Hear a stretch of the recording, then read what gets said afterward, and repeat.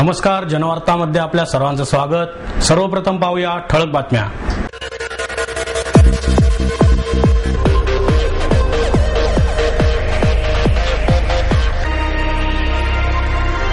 पुण्यात 81वा वाढदिवस साजरा करून दख्खनची राणी थाटात मुंबईला रवाना।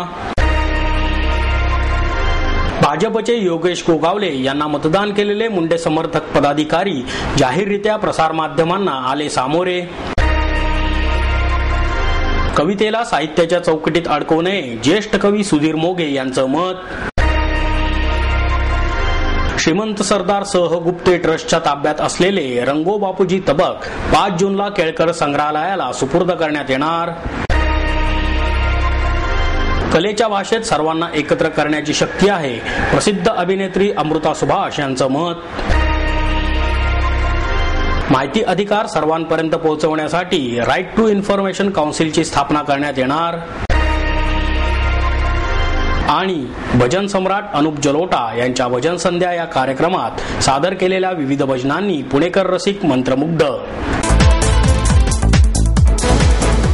पुण्यात 81वा वाढदिवस साजरा करून दख्खनची राणी थाटात मुंबईला रवाना झाली। गेली 81 वर्षे पुणे मुंबईचा प्रवास सुखद करणाऱ्या डेक्कन क्वीन म्हणजेच दख्खनच्या राणीचा वाढदिवस प्रवाशांनी अगदी जल्लोषात साजरा केला। रेल्वे प्रवासी ग्रुपच्या वतीने ज्येष्ठ संगणक तज्ज्ञ डॉक्टर विजय भटकर यांच्या हस्ते सकाळी 6:50 पुणे स्टेशनच्या प्लॅटफॉर्म क्रमांक 1 वर रेल्वे इंजिनाची पूजा केल्यानंतर केक कापून वाढदिवस साजरा करण्यात आला। यावेळी रेल्वे चालकाचाही सत्कार करण्यात आला। रोज हजारो लोक कामानिमित्त पुणे मुंबई प्रवास करतात, त्यांच्यासाठी ही दख्खनची राणी खऱ्याखुऱ्या राणीपेक्षा कमी नाही। पुणे मुंबईला जोडणाऱ्या दख्खनच्या राणीचा प्रवास 1 जून 1930 रोजी सुरू झाला। त्यानंतर आपला रुबाब जपत ती गेली 81 वर्षे अव्याहतपणे धावत आहे। 82व्या वर्षात पदार्पण करणाऱ्या राणीला सकाळी फुलं, तोरणं आणि फुग्यांनी आकर्षकरित्या सजवण्यात आले होते। कार्यक्रमानंतर मिठाई वाटप करण्यात आले आणि सकाळी 7 वाजता ही दख्खनची राणी मुंबईला रवाना झाली। भारतीय रेल्वेची सर्वात प्रेस्टीज आणि सेलिब्रिटी वर्ल्ड क्लास रेल्वे म्हणजे डेक्कन क्वीन 1 जून 1930 ला सुरू झाली आणि आज ती 82 वर्षामध्ये वाढदिवस 82 वर्षाचा साजरा करत आहे। डेक्कन क्वीनचं नाव लिम्का बुक ऑफ वर्ड्समध्ये आणि टाइम्स मॅगझिनमध्ये आणि ISO तिच्यामुळे मिळाला तिला।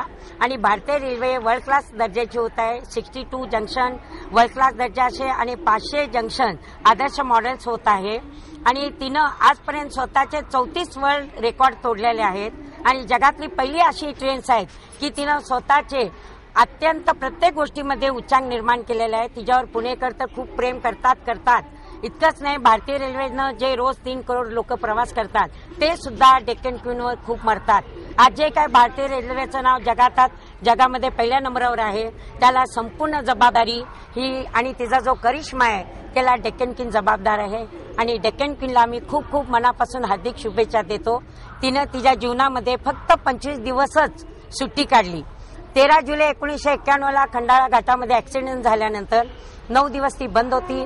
अंबरनाथला जाळल्यानंतर 4 दिवस बंद होती आणि 1 दिवस ठाणं जाळलं म्हणून ती 1 दिवस बंद होती आणि बाकी अशा 3-4 किरकोळ सुट्ट्या म्हणून एवढ्याच काढल्या। बाकी त्यानं अविरत आज 82 वर्ष रेल्वेला प्रवाशांना सकाळ संध्याकाळ निशदिन सेवा दिलेली आहे आणि सूर्यचंद्र राहील तोपर्यंत ती सेवा देत राहील। भाजपचे योगेश गोगावले यांना मतदान केलेले मुंडे समर्थक पदाधिकारी जाहीररित्या प्रसारमाध्यमांना सामोरे आले। भाजपचे शहराध्यक्ष प्राध्यापक विकास मटकरी यांची शहराध्यक्षपदी फोनवरून मते घेऊन झालेली निवड अन्यायकारक असल्याचे सांगण्यासाठी आयोजित केलेल्या पत्रकार परिषदेत योगेश गोगावले यांनी आपली बाजू मांडली। याच वेळी गोगावले यांना मतदान केलेले पदाधिकारी प्रसारमाध्यमांच्या समोर आले। शहराध्यक्ष पदासाठी 39 जणांनी मतदान केले असताना 44 जणांची आकडेवारी कशी जाहीर करण्यात आली असा प्रश्न उपस्थित करून याची शहनिशा करण्यासाठी 5 जूनला दिल्लीला जाणार असल्याचेही गोगावले यांनी यावेळी स्पष्ट केले। या मतदानात स्वतःला 22 मते मिळाल्याचा दावाही गोगावले यांनी यावेळी केला।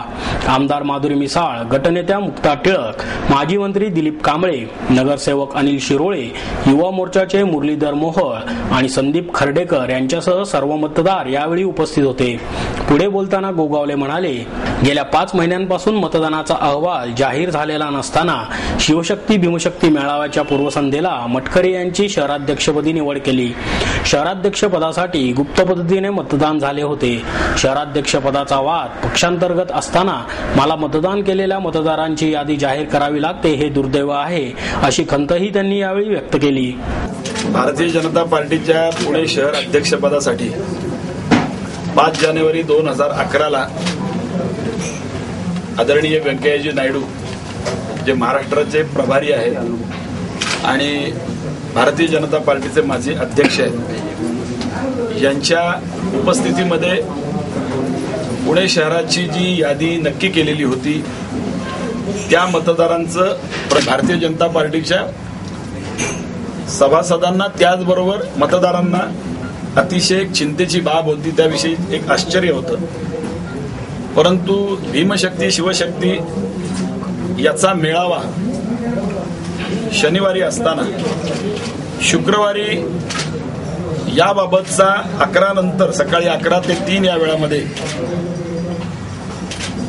टेलिफोनवर महाराष्ट्रातल्या काही पदाधिकाऱ्यांनी मतदारांना विचारणा केली आणि प्रत्यक्षात 4 वाजता पुणे शहराचा अध्यक्ष जाहीर केला, असं वर्तमानपत्राच्या माध्यमातून आम्हाला समजलं. आणि वर्तमानपत्राच्या माध्यमातून अजून एक गोष्ट सातत्याने समजली की निवडून आलेले कवितेला साहित्याच्या चौकटीत अडकवू नये, असे मत ज्येष्ठ कवी सुधीर मोघे यांनी व्यक्त केले. फाउंटन म्युझिकच्या वतीने संगीतकार केदार भागवत यांच्या सोनसडे या संगीत अल्बम आणि प्राध्यापक द भागवत यांच्या कविता संग्रहाचे प्रकाशन सुधीर मोघे यांच्या हस्ते करण्यात आले. यावेळी प्रसिद्ध अभिनेते आणि कवी किशोर कदम, संगीतकार केदार पंडित उपस्थित होते. मोघे म्हणाले, आजूबाजूच्या प्रतिकूल परिस्थितीशी झगडत जगणाऱ्या सर्वसामान्य माणसाचे जगणे साध्या शब्दात केवळ कवितेतच मांडता येते. कविता सर्वसामान्य माणसाच्या रोजच्या जगण्याची सहज प्रवृत्ती आहे, परंतु आज कवितेला साहित्याच्या चौकटीत अडकवून सर्वसामान्यांपासून दूर नेले जात आहे, असेही त्यांनी सांगितले. किशोर कदम म्हणाले, आजच्या आधुनिकीकरणाच्या जगात लोकांची घरे मोठी होत आहेत, पण त्यांची मने मात्र संकुचित पावत आहेत. या बदलत्या नातेसंबंधांचा कवींनी वेध घेतला पाहिजे. कवितेने आजच्या जगण्यातील प्रश्न मांडले पाहिजेत, असेही ते म्हणाले. श्रीमंत सरदार सहगुप्ते ट्रस्टच्या ताब्यात असलेले रंगो बापूजी तबक 5 जूनला केळकर संग्रहालयाला सुपूर्द करण्यात येणार आहे. स्वातंत्र्यवीर सेनानी रंगो बापूजी गुप्ते यांचा इतिहास सर्वसामान्यांना कळावा यासाठी त्यांची आठवण म्हणून असणारं तबक राजा दिनकर केळकर संग्रहालयाला देण्यात येणार आहे. श्रीमंत सरदार सहगुप्ते चांद्रसेनीय कायस्थ प्रभू कार्यालय ट्रस्टच्या ताब्यात असणारे हे तबक 5 जूनला केळकर संग्रहालयाला सुपूर्द करण्यात येणार असल्याची माहिती ट्रस्टचे अध्यक्ष अशोक देशपांडे यांनी पत्रकार परिषदेत दिली. 5 जूनला संध्याकाळी 6 वाजता विधानसभेचे अध्यक्ष दिलीप वळसे पाटील यांच्या हस्ते हा कार्यक्रम होणार आहे. यावेळी छत्रपती उदयनराजे भोसले, उल्हास पवार, महापौर मोहनसिंग राजपाल, अभिनेता लोकेश गुप्ते उपस्थित राहणार असल्याचेही त्यांनी सांगितले. तबकाची ऐतिहासिक माहिती सांगताना देशपांडे म्हणाले, 1857च्या स्वातंत्र्य संग्रामाचे प्रणेते रंगो बापूजी गुप्ते यांना इंग्लंडमधील मित्रवर्गाने 18 पाकळ्यांचे चांदीचे तबक भेट दिले. त्यावर त्या सर्व मित्रांची नावे कोरलेली आहेत. स्वातंत्र्य संग्रामानंतर ब्रिटिश सरकारने रंगो बापूजींच्या घरावर गाढवाचा नांगर फिरवल्याने ते तबक गायब झाले. नंतर ते लंडनमधील शंकरराव भिसे यांना लंडनमधील एका जुन्या वस्तूंच्या दुकानात आढळले. त्यावरील मजकूर वाचून त्यांनी ते तबक विकत घेऊन त्यांच्या नातेवाईकांकडे पाठवले. आजतागायत ते त्यांच्याकडेच होते, मात्र आता ते केळकर संग्रहालयाला देण्यात येणार आहे. कलेच्या भाषेत सर्वांना एकत्र करण्याची शक्ती आहे, असे मत प्रसिद्ध अभिनेत्री अमृता सुभाष यांनी व्यक्त केले.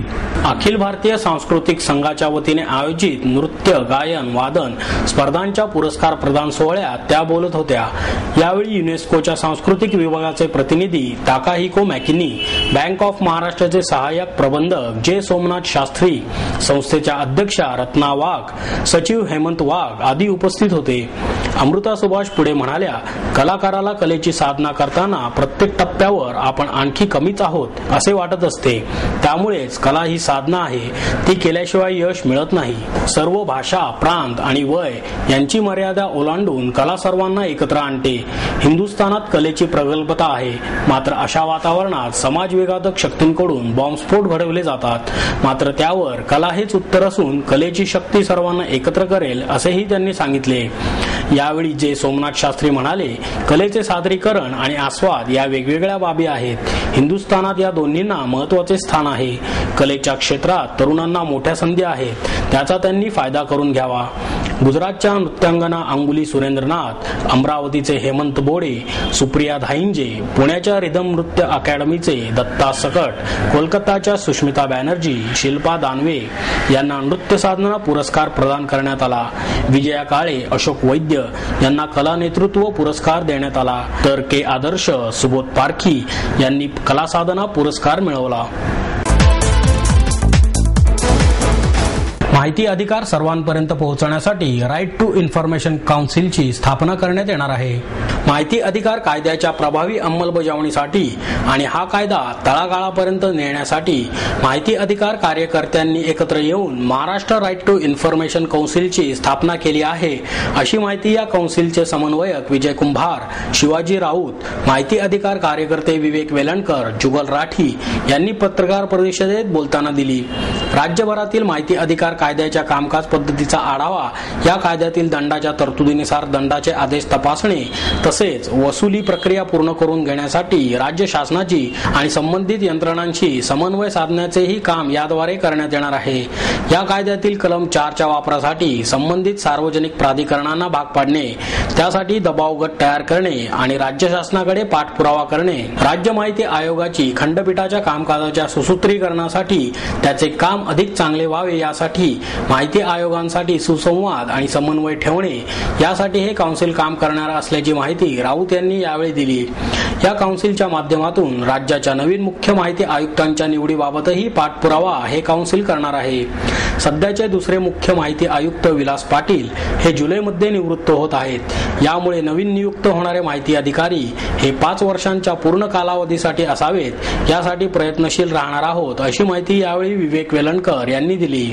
पूर्णवेळ अधिकारी असल्यास ते या पदाला न्याय देऊ शकतील. राज्यात सध्या 15,000 प्रलंबित खटले आहेत. यासाठी कायद्याची प्रभावी अंमलबजावणी अधिकाऱ्यांमार्फत होणे आवश्यक आहे. याशिवाय काउन्सिलच्या माध्यमातून या निवडीसाठी काय निकष लागणार आहेत याबाबत आणि निवडीबाबतची पारदर्शकता आणण्यासाठीही प्रयत्न होणार आहेत, असेही त्यांनी यावेळी सांगितले. महाराष्ट्र आरटीआय काउन्सिल तर्फे एक अजून आम्ही पहिला जे प्रकरण घेतोय, मुद्दा घेतोय, तो आहे माहिती आयुक्तांची, विशेषतः मुख्य माहिती आयुक्तांची नेमणूक. कारण आता जुलै एंडला आत्ताचे मुख्य माहिती आयुक्त निवृत्त होत आहेत आणि नवीन मुख्य आयुक्तांच्या नेमणुकीच्या हालचाली आता सुरू व्हायला पाहिजेत. आमची मागणी अशी आहे की ही मुख्य माहिती आयुक्तांची नेमणूक ही पूर्णपणे ट्रान्सपरंट असली पाहिजे, त्याच्याकरताची प्रोसेस फायनलाइज झाली पाहिजे आणि कोणाला मुख्य माहिती आयुक्त करायचं याच्या संबंधी सुद्धा काहीतरी निकष असले पाहिजेत. कारण आज पूर्णपणे पॉलिटिकल अपॉइंटमेंट आहे.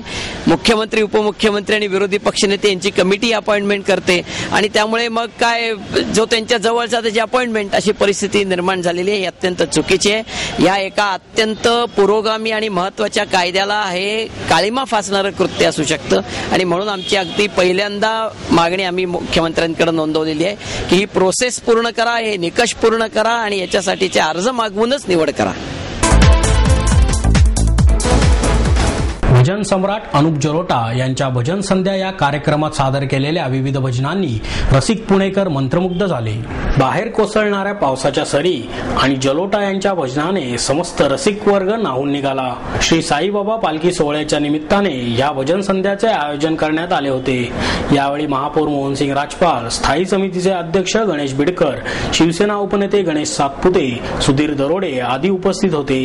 कार्यक्रमाची सुरुवात विजय मेथे यांच्या साईबाबांच्या आरतीने झाली. त्यानंतर अनुप जलोटा यांनी ऐसी लागी लगन मीरा हो गई मगन या भक्तिगीताने भजन संध्येची सुरुवात केली. अनामिका यांनी तोरा मन दर्पण कटलाये हे भजन सादर केले. मोहम्मद रफी यांच्यासोबत जलोटा यांनी गायलेले साईबाबा बोलो या गीताला रसिकांकडून प्रचंड दाद मिळाली. जलोटा यांना अमित चौबे यांनी तबल्यावर, रोहन खत्री यांनी संतूरवर तर धीरेन रायचुरा यांनी गिटारवर साथ दिली. संघमित्रा, अनामिका आणि संजय शास्त्री हे सहगायक होते. कार्यक्रमाचे प्रास्ताविक पालखी सोहळ्याचे अध्यक्ष मंदार शहाणे यांनी केले, तर सूत्रसंचालन सुधीर गाडगीळ यांनी केले.